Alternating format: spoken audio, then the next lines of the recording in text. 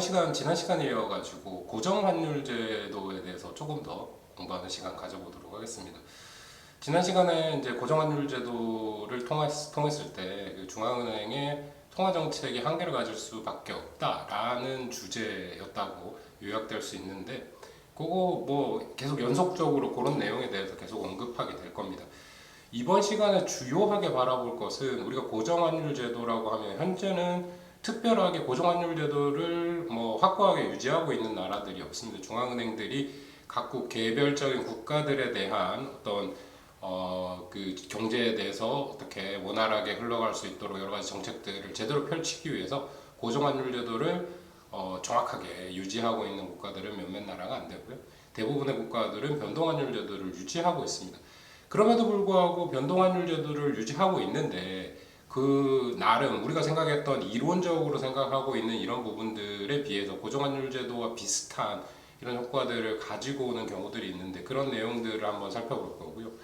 역사적으로 고정환율 제도의 형식을 따랐던 적이 좀 있죠. 근본위 제도라던가 모든 국가의 환율들을 미국 달러화에 고정시켰던 그런 제도들을 유지한 적이 있습니다. 역사적으로. 그러한 내용들을 이제 쭉 한번 살펴보는 것을 통해 가지고 고정환율 제도의 한계점에 대해서 한 번 더 고민해 보고요. 현실적으로 어떻게 나타났었는지에 대한 얘기들을 한번 해 보겠습니다. 그럼 하나하나 살펴보시죠.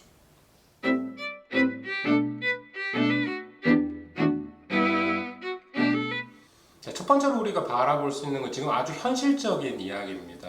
그 변동환율 제도 하에서 자본이 완전 대체적이지 않을 때를 한번 고민해 보겠습니다. 완전 대체적이지 않다라는 것은요, 우리 이자율 평형 조건이 완벽하게 형성되지 않는다라는 겁니다. 이자율 평형 조건에서 우리가 고려했던 것은 외국 자산에 투자를 하는 것이나 국내 자산에 투자하는 것이나 그 위험 정도라든지 여러 가지 다른 변수들은 일정하다, 동일하다라는 조건을 가지고서 이자율 평형 조건을 도출한 겁니다. 기본적으로 깔려 있는 가정이 그런데요. 근데 기본적으로 생각을 해보면 꼭 그렇지가 않습니다. 뭐 홈바이어스라고 해서 투자자들이 아무래도 자기 국가에 대해서 정보가 더 편안하게 느껴지고 자국의 어떤 자산에 대해서 더 많이 투자하게 되는 경향을 홈바이어스라고 하는데요. 그런 경향을 물론 가질 가능성이 아주 큽니다. 그럼에도 불구하고 여러 가지 다른 특징들을 살펴볼 수 있는데, 그걸 통해 가지고 이자율 평형 조건이 완벽하게 형성되지는 않는다. 이론적으로는 그게 맞고, 그 균형 상태에 가기 위해서, 균형을 찾기 위해서는 그 조건을 만족해야 하지만 현실적으로는 그렇지 않다는 점들을 한번 하나하나 짚어보도록 하겠습니다. 자, 지금 이제 첫 번째로 그 자산에 대해서 투자할 때요. 자산이라는 거를 구매하거나 수요하거나 할 때 가장 중요하게 평가되는 기준이라는 것이 기준 중에 하나가 위험입니다. 위험이라는 거 어떤 것들이 있을까요? 위험이라는 거, 그 국내 상황의 어떤 경제 상황이 변화하는 것, 그 다음에 외국 자산 또는 외국 자체, 거시경제 자체가 크게 변화되는 것, 그거 어떤 걸 의미합니까? 자산이라는 거, 이 수익률이 높으면 높을수록 그 자산에다 투자하는 거 좋죠. 시간이 흘러감에 따라서 복식 이자율에 의해 가지고 계속 그 자산이 이렇게 성장을 하니까요. 자산 수익률이 높아집니다. 그래서 그 투자하는 것만으로도 이제 오늘의 소비를 내일로 미루는 것만으로도 이자 수익을 얻을 수 있는 거, 수익을 얻을 수 있는 게 자산 투자고요. 그래서 자산에 투자를 하고 저축을 하고 그렇게 되는 것이죠. 그럼에도 불구하고 거기에 깔려 있는 가장 큰 문제점 중에 한 가지, 자산 시장의 운영을 할 때 가장 문제되는 것은 첫 번째가 수익률이라면 두 번째는 분산입니다. 분산이 뭐를 측정하느냐? 위험을 측정하죠. 자, 자국 거시 경제 변수의 변동 또는 외국 경제 변수의 변동, 이게 크면 클수록 자산의 수익률이 크게 변할 수 있습니다. 물가 수준 변하는 것도 사실 우리 이자율 평형 조건에서도 살펴봤지만 크게 영향을 받죠. 그게 환율에 영향을 미치고 환율이 결국 이자율 평형 조건에 영향을 미치게 되는 겁니다. 그럼 외국 자산의 기대 수익률하고 국내 자산의 수익률하고가 달라지게 되는 거죠. 그렇다면 그 위험도를 측정해가지고 이 모형에 집어넣을 수 있지 않냐? 물론 집어넣을 수 있습니다. 그걸 제대로 측정할 수만 있다면요. 그 이제 위험 정도, 거시 펀더멘털, 거시의 기본적인 변수가 어떻게 변동하느냐에 따른 위험 정도를 또 하나의 수치로 측정할 수 있다면 또 다른 위험들이 많이 도사리고 있죠. 그러니까 물론 이제 이런 그 위험이라는 것에 모든 것들이 다 포함됩니다. 채무 불이행이 있을 수 있죠. 모라토리엄 국가가 모라토리엄을 선언한다든지 아니면 어떤 사채를 그 일반 기업, 사적 기업의 채권을 구매했을 때 그 기업이 지불불능 상태에 놓인다든지 이런 그러니까 그러면은 채권 자체가 종이 조각으로 변해버리는 것이기 때문에 그 위험 정도가 아니면 그 타격이 엄청나게 크게 되겠습니다.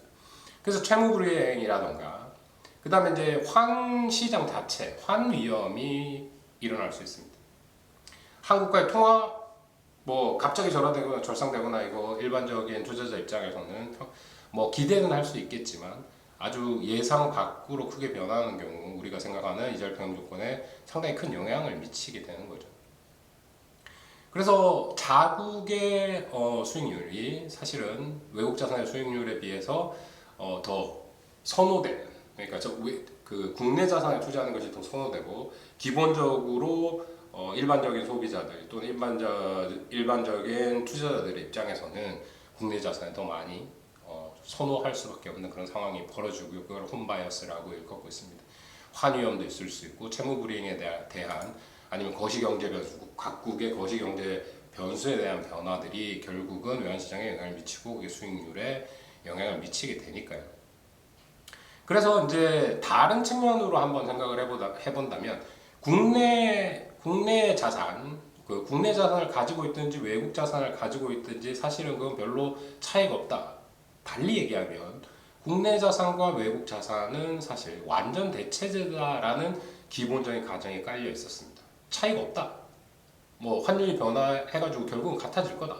그런데 장기적으로는 그렇게 변해간다고 하더라도 균형 상태는 그게 이루어진다고 하더라도 우리가 시시각각 변하고 있는 이 현실의 변수들은 균형 상태를 항상 유지하고 있는 건 아니죠.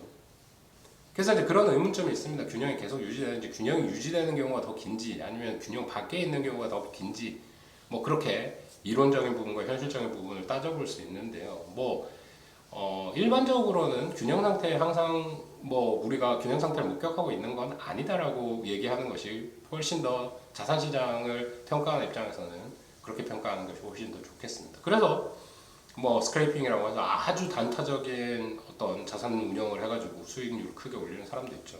그런 경우가 아주 희귀하긴 하지만 그래서 여러 가지 상황들이 현실에서 시시각각 변해가고 있는 상황이라면 여러 가지 변수들이 많이 있고 이런 위험들에 대한 평가들이 제대로 이루어지지 않고 어떤 사람들이 기회를 잘 잡으면 큰 수익을 얻기도 한다라는 부분들도 생각하실 필요가 있겠습니다. 그래서 여기서 한번 눈여겨볼 것은 국내 자산하고 외국 자산이 완벽한 대체제가 되지는 않는다라는 겁니다. 각국의 경제 상황도 다르고요. 여러 가지 위험 요소도 다르고 한국의 자산 시장을 얘기했을 때 가장 큰 위험 요소 아니면은 다른 나라들에 비해서 위험 요소라고 하면 분단국가라는 어떤 위험 요소가 크죠. 북한에서 어떤 뉴스를 하나 터뜨리면 주식시장이 크게 출렁이게 됩니다. 그 출렁이게 되는 이유가 우리 주식시장 자체가 규모가 작기도 하고요. 그리고 외국 자산가들이 그런 어떤 장기적인 변화에 대해서 민감하게 반응하죠.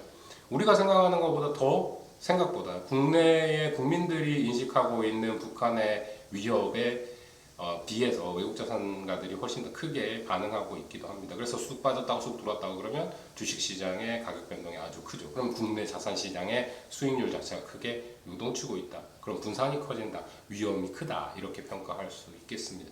그게 이제 각국마다 차이가 있으니까 이런 부분들이 있죠. 그러면 완벽한 대체제가 국내 자산과 외국 자산이 완벽한 대체제가 아니라면 이자율 평형 조건이 만족하지 않을 거고 우리가 얘기하고 있는 이 환율, 변동 환율 제도의 역할 또는 국내의 통화 정책 담당하고 있는 중앙은행의 역할들이 어떤 부분에서는 제약받을 수 없다.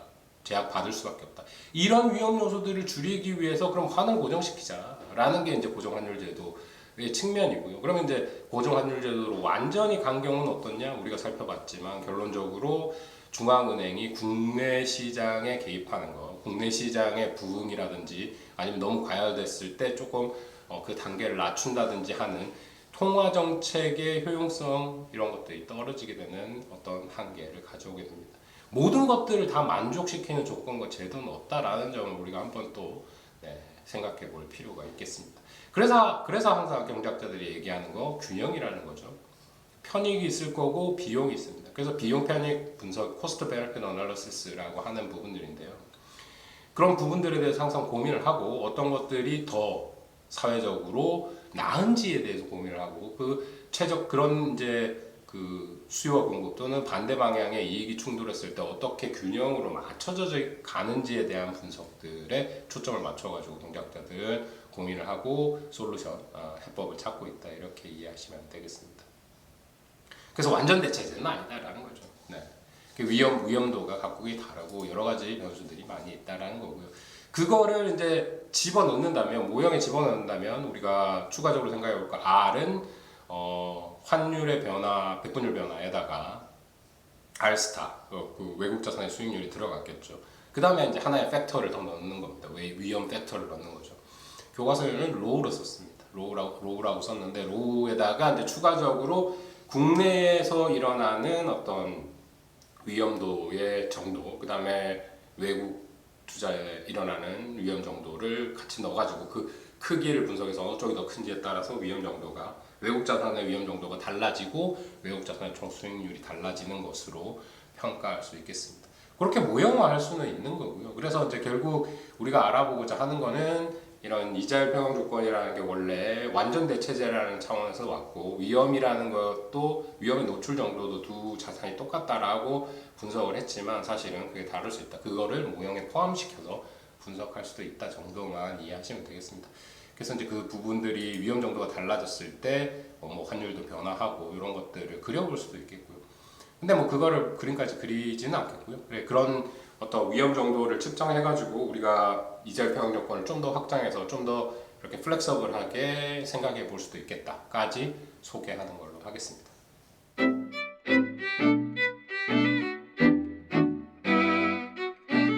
다음으로 우리가 살펴볼 것은 이제 그 고정 환율 제도의 현실적인 모습이 어떤 식으로 나타났었느냐, 어떤 역사적인 제도들이 있었는지를 한번 살펴보도록 하겠습니다. 첫 번째로 우리가 살펴볼 것은 준비자산 통화제도입니다. 준비자산 통화제도라는 것은 Reserved Currency System이라고 하는데요. 리저브드 커런시가 달러로 원래 고정이 돼 있었죠. 이게 1944년부터 73년까지 각국의 통화들이 미국 달러에다가 환율을 고정시켜 놓고 경제 정책을 운영을 했습니다. 그 시절을 생각해 보면 이제 딱 떠오르는 게 있어야 돼요. 고정 환율 제도에 한계가 있어야 되는데 고정 환율 제도를 맞춰주는 것이 달러였다라는 겁니다. 그나마 근본위 제도가 그 전에 일어났던 거죠. 그런 어떤 준비자산 통화제도 전에 이제 근본위 제도라는 게 있었어요. 근본위 제도는 어느 나라의 국가의 통화에 맞춰져 있는 게 아니라 금에 맞춰져 있습니다. 금 보유에 따라서 그러니까 달러 대신에 금을 각국이 보유하고 있었던 거죠. 그래서 이제 금을 중심으로 골드 스탠더드, 금을 중심으로 통화를 바꿔간 겁니다. 그래서 지금 준비자산 통화제도에서 공적 자금을 달러로 고정해가지고 가지고 있는 거. 지금도 사실은 이런 전통이 좀 남아있죠. 기본적으로 공적 자산을 가지고 있을 때 달러로 많이 가지고 있습니다. 가장 안정적인 자산으로 생각하고 있고 이것도 사실은 그런 생각이 또는 그런 어떤 전통이 발생한 게 준비자산 통화제도를 어느 정도 유지를 했기 때문에 이런 것들이 남아있기도 하고요. 그다음에 경제적으로 미국이 가장 안정적인 상황이다. 그리고 미국이 가장 정치적으로도 힘이 좋고 뭐 그렇다 보니까 그렇게 많이 하고 있는데 결국은 이제 위험을 좀 완화시키고 자산의 거래 또는 자산의 투자 이런 것들을 원활하게 하기 위해서 통화제도를 그렇게 유지하고 있는 거죠. 변동 환율 제도를 유지하고 있으면서도 이제 이런 전통적인 부분, 고정 환율 제도를 운영했던 시절의 전통을 조금은 남겨두고 있다라고 생각하시면 되겠습니다. 그리고 뭐 현실적으로는 뭐 통화 스왑이라든지 이런 각국이 연합을 해가지고 우리끼리는 어느 정도의 단계의 환율을 유지한다거나 그것들을 이제 하나의 국가가 대처하기 특히 자본시장의 규모가 작다던가 이런 경우에 위험이 훨씬 더 커지기 때문에 환의 변동이 아주 크기 때문에 위험에 많이 노출될 수 있고 그런 것들을 대비하기 위해서 각국이 통화 스왑이라는 정책을 통해 가지고 여러 가지 안전 장치를 마련하고 있는 것이죠. 그런 이제 전통이라든지 그런 걸 봤을 때 그 전에 이제 역사적으로 고정환율 제도들이 어떤 것들이 있었고 어떤 한계점이 있었는지를 하나하나 살펴보는 시간이고요. 그렇다면 이제 근본위 제도가 있었는데 근본위 제도 다음에 있었던 준비자산 통화 제도가 있었다. 준비자산 통화 제도는 달러에다가 각국의 통화의 환율 고정시켜 놓고 그걸 운영하는 것이었다라는 겁니다. 근데 일반론적인 이제까지 우리가 얘기해왔던 고정 환율 제도의 문제점이라든지 한계라든지 이런 거는 분명히 거기에 놓여져 있습니다. 그 문제점 한계에 대해서는 제가 지난 시간에도 언급한 바가 있었죠. 그래서 조금 더 깊이 있게 한번 하나하나 살펴보도록 하겠습니다. 1944년부터 73년, 그러니까 거의 한 30년 조금 안 되게, 그죠? 30년 동안 유지돼 왔던 제도입니다. 준비자산 통화 제도고요. 이거는 각국의 중앙은행들이 달러화에 달러 표시 자산과 교환하기 위해서 이제 각국 고정시켜 놓고 거기에 통화 정책을 그 환율에 맞춰가지고 환율을 타겟으로 했습니다. 그렇다면 딱 이 세상에 있는 한 나라 빼놓고 모든 나라들은 국내 시장을 대비한 통화 정책은 무력화되는 거죠.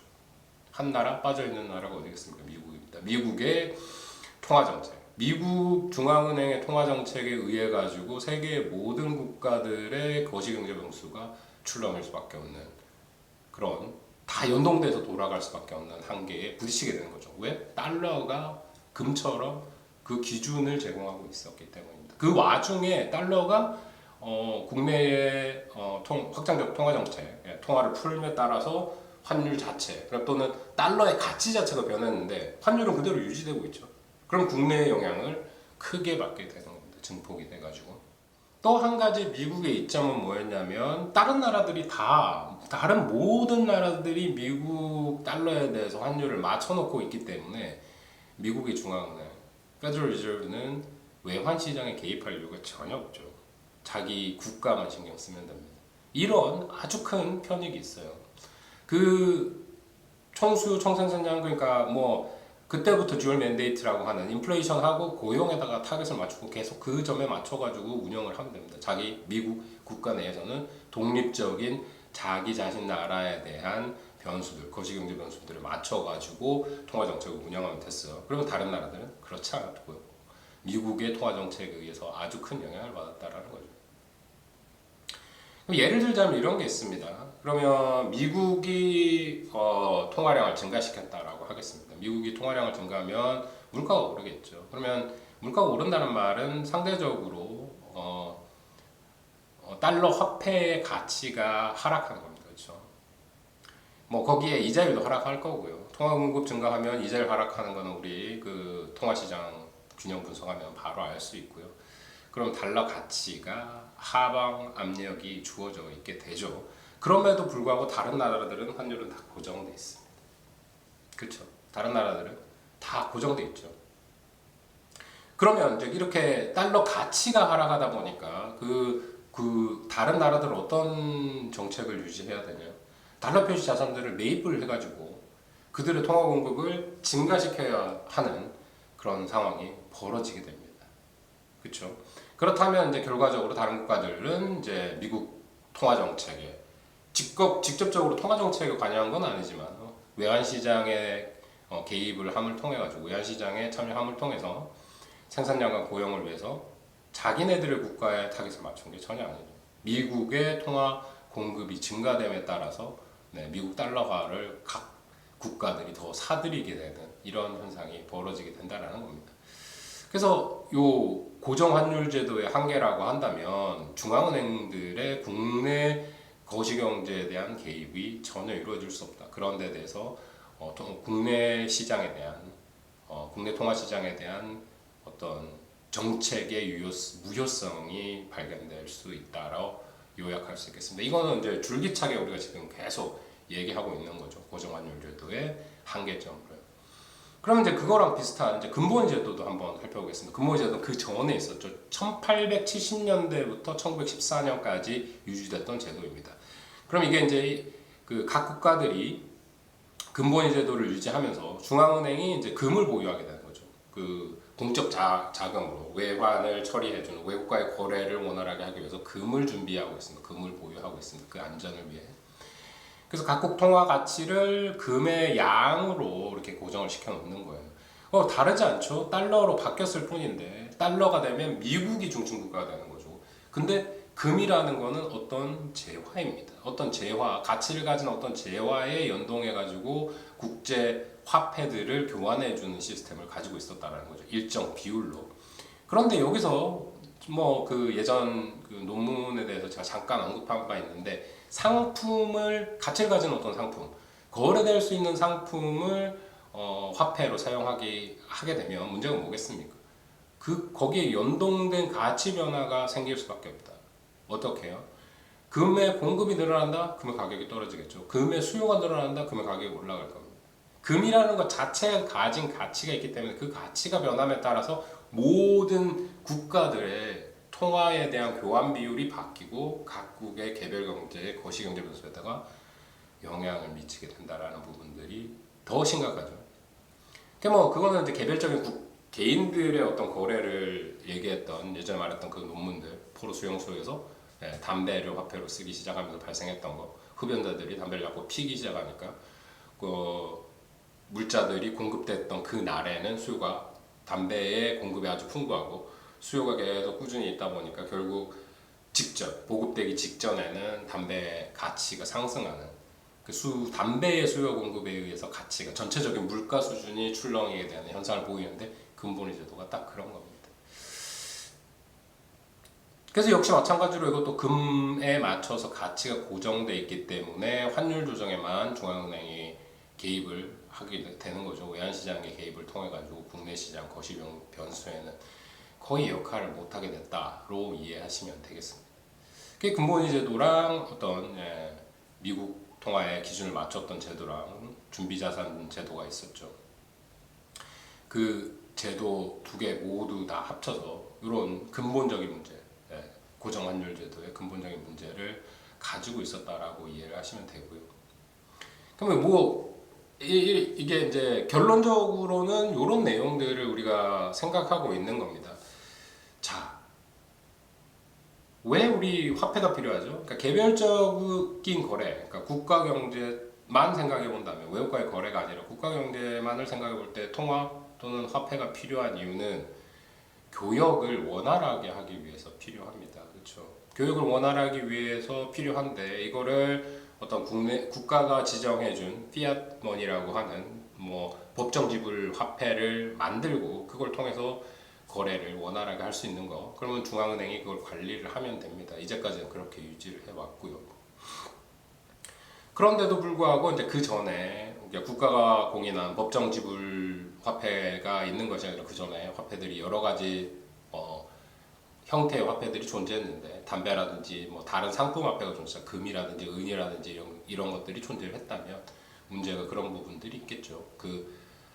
금과 은이 가지고 있는, 아니면 상품이 가지고 있는 일반적인 화폐, 그 가치, 그 상품의 가치 또한 전체적인 거시경제 변수에 영향을 미치게 되는 거죠. 그거를 컨트롤하기가 어렵다라는 부분의 한계입니다.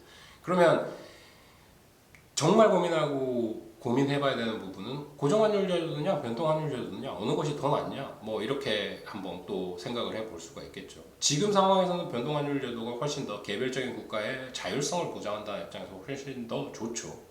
개별 국가는 개별 국가의 어떤 거시경제 변수에 맞춰가지고 경제가 원활하게 흘러갈 수 있도록 중앙은행이 판단을 하고 정책을 펼치면 됩니다.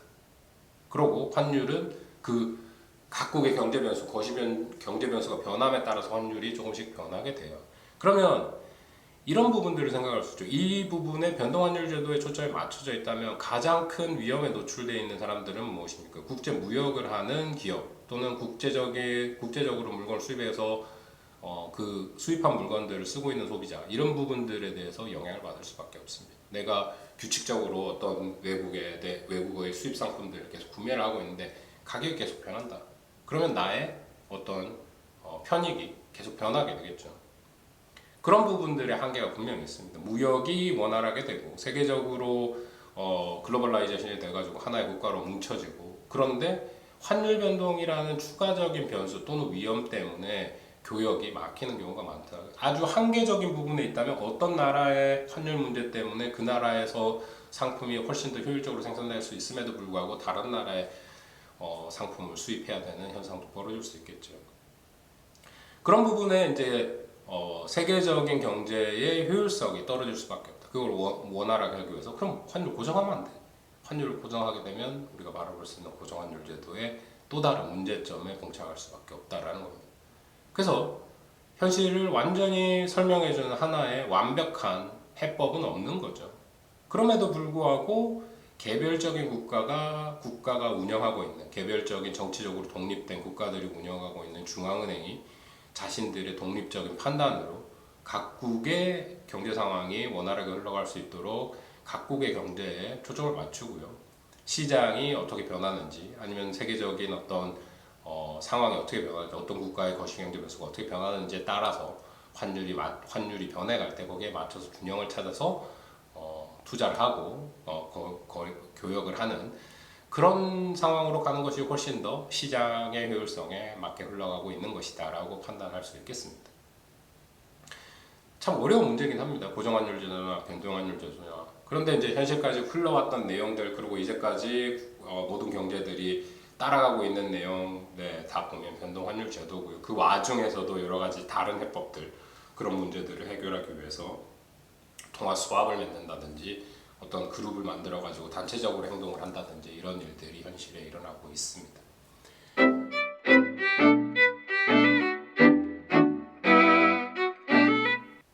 이번 시간, 지난 시간에 이어가지고 우리 고정환율 제도에 대해서 이제 추가적으로 생각을 해봤고요. 이번 시간의 초점은 이제 현실적으로 어떤 제도들이 운영돼 왔는지, 변동환율 제도 하에서 고정환율 제도 같은 어떤 한계점을 가진 부분들은 없는지, 그럼 위험이라는 걸 우리가 제대로 측정하기 참 어려운데 그런 것들을 고려했을 때 우리가 이제까지 봐왔던 이자율 평형 조건이라는 것에 대해서 위험 프리미엄, 리스크 프리미엄의 어떤 부분들을 하나 더 더해서 고민을 해봐야 된다라는 부분들을 추가적으로 설명을 조금 드렸고요. 그 다음 부분은 이제 고정환율 제도가 현실적으로 어떻게 운영돼 왔는지, 거기에 대한 어떤 한계점은 무엇이었는지를 한번 짚어봤습니다. 근본이 제도가 있었고요. 모든 국가들이 달러에다가 초점을 맞춰가지고 달러에 고정된 환율을 유지하는 정책들을 시행한 바가 있었고요. 그때의 한계점은 명확하게 말씀드리지만 중앙은행들이 국내 시장, 국내 거시경제 변수에 대해서 컨트롤할 수 있는 힘을 잃어버리게 된다라는 아주 큰 약점이 있었습니다. 그리고 근본이 이제 뭐 우리 얘기하던 것처럼 상품이 화폐로 쓰이다 보면 상품의 가치가 변해감에 따라서 모든 거시경제 변수들이 영향을 받게 되는 그런 상황이 벌어지고요. 똑같이 중앙은행의 거시경제 정책에 대한, 통화 정책에 대한 무용성이 나타날 수밖에 없다라는 내용을 마지막으로 이번 고정환율 제도에 대한 설명은 마무리 짓도록 하겠습니다. 고정환율 제도 오래된 제도였고요. 어떤 한계점이 명확하기 때문에 지금 이제 변동환율 제도가 쭉 운영되고 있고 지금도 여전히 유지되고 있습니다. 현실적으로 나타나는 여러 가지 다른 해법들이 있긴 하지만 변동환율 제도가 앞으로 계속 유지될 거라고 보여지고요. 변동환율 제도에 맞는 어떤 각국의 중앙은행의 변화 또는 각국의 개별적인 어떤 행동에 따라서 시장이 흘러가도록, 외환 시장이 제대로 역할을 해주도록 더 노력하는 것들, 그런 부분들을 제외하고는 변동환율 제도가 뭐 우월하다고 말씀드리기는 어렵겠지만 중앙은행의 어떤 그 두 손이 묶여버리는 이런 상황을 막기 위해서라도 변동환율 제도를 각국이 채택하고 운영하고 있다, 이렇게 요약하시고 이해하시면 되겠습니다. 이번 시간 고정환율 제도 마무리했고요. 다음 부분은 이제 역사적인 부분으로 조금 넘어가겠습니다. 그래서 조금 이제 모형적인 부분이나 이런 것들은 점점 줄어들 거고 좀 편하게 들으실 수 있는 수업이 되리라고 생각됩니다. 오늘은 여기서 마무리하겠습니다. 고맙습니다.